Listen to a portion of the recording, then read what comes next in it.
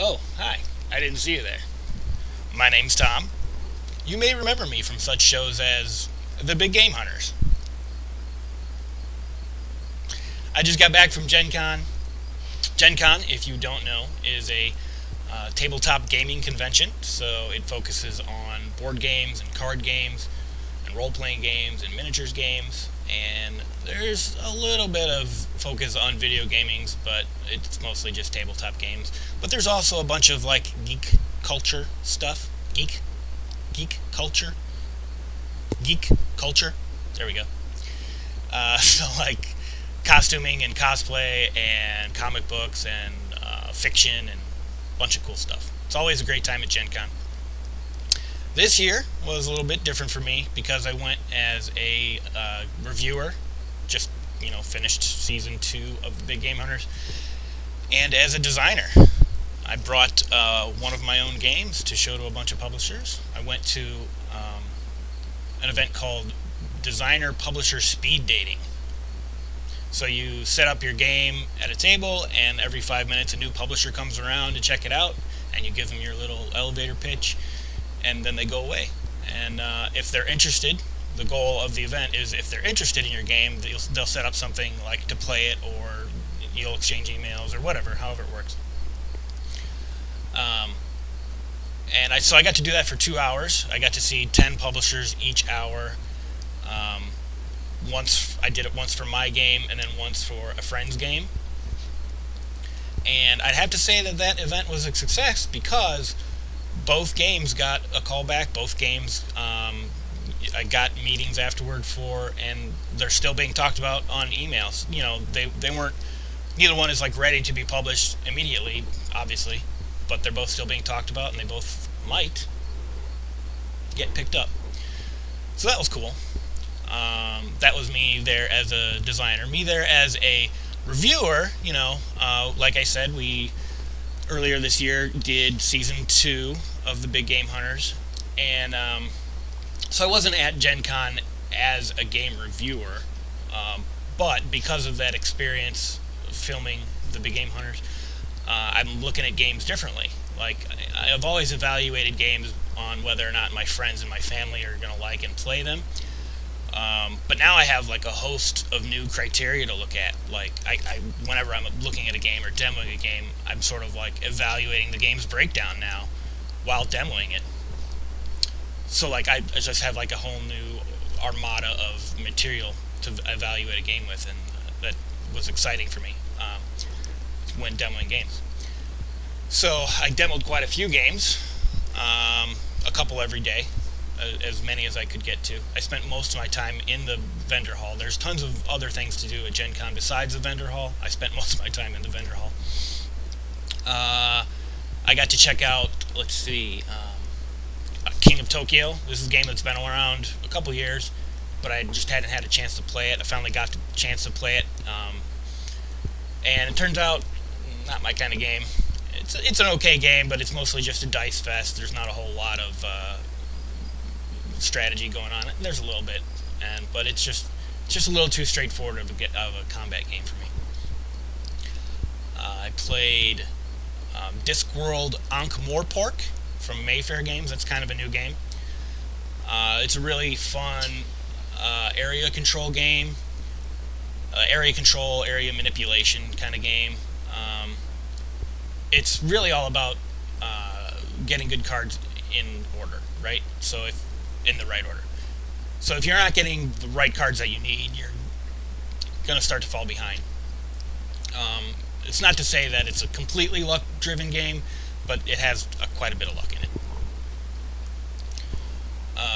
Also played with the other host of the Big Game Hunters. I got to play Phantom Society. It's sort of like a grid control game. So in Phantom Society, one team is the ghosts and one team are ghost hunters, and the goal for the ghosts is to destroy the mansion. The board is the mansion. And the goal for the ghost hunters is to catch the ghosts, and they do that by destroying the mansion. It's a quirky little game. It's really quite simple and straightforward. It's fun. I just don't think it has a ton of replay value because I've only played it the one time, but it just seems like it's not going to take very many plays before the ghost hunters are pretty reliably going to figure out where the ghosts are and get them every time. Let's see, what else did I play? I played Goblins, Epic Death. Can you see that there? Maybe if I held it right side up. Is that better? Yeah, it is better. Good job. Goblins Epic Death. It's a fun game. I ended up buying it because, I don't know, it seemed like it would fit with my group. It's a straightforward game, like you lay out the board, then you explore the board, then you fight the board, and the goal of the game is to collect the most of the board. The cool thing about it, you're a goblin. The theme is that you're a goblin leader, and you have an army that's represented by these little round goblin tokens. And every time you fight something, you have to toss your goblin tokens, and if they land heads up, the goblins live, and if they land heads down, skull up, the goblins die. So I think that's like, it's not quite a beer and pretzels game because you have to be able to string together some card combos to win. But that the tossing thing is exactly why I love luck, just the right amount of luck in board games. So the toss, it's like, it's fun, it's like a little irreverent, like it's part like, what you gonna do, mixed with, come on, let's do this. It's just really, it's tense. The game doesn't have much more to it than that, but it's still fun. So there you go. Along those same lines, I picked up Unexploded Cow. Check that out. Unexploded Cow from Cheap Ass Games. The premise of that one is awesome. So you're out to solve 2 world problems with 1 cow. Apparently there's a ton of unexploded bombs left over in the French countryside from World War I. And everyone knows that the British Isles are like overrun with mad cows. So the goal of the game is to move those cows from to explode the cows.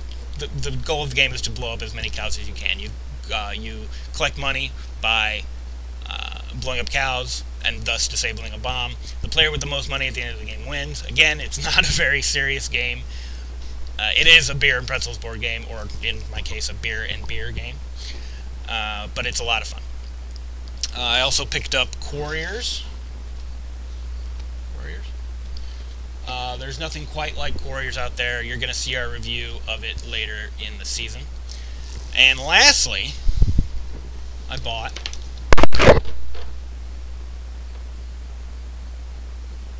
Hoplomachus, The Lost Cities.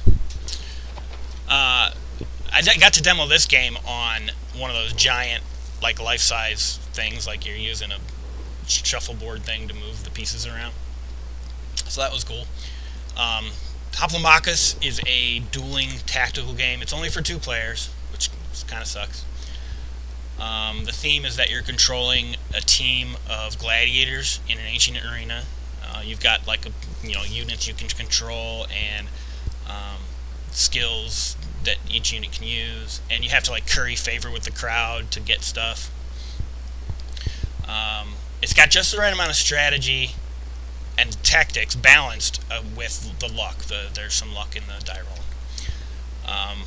My only real problem with it is that it has this just sick and broken ability called Whirlwind Attack, which is way too swingy for the game. The game is otherwise fine, like the right perfect balance for me, except for Whirlwind Attack is like, oh, I just kill everything. No thanks. So I'm sure I'm going to actually have to change that after playing it a few times. What else did I do? Not too much. Talked to some publishers about Kickstarters and stuff. There's one I discovered there that I'm gonna back called Near Space. Check that out on Kickstarter. Near Space.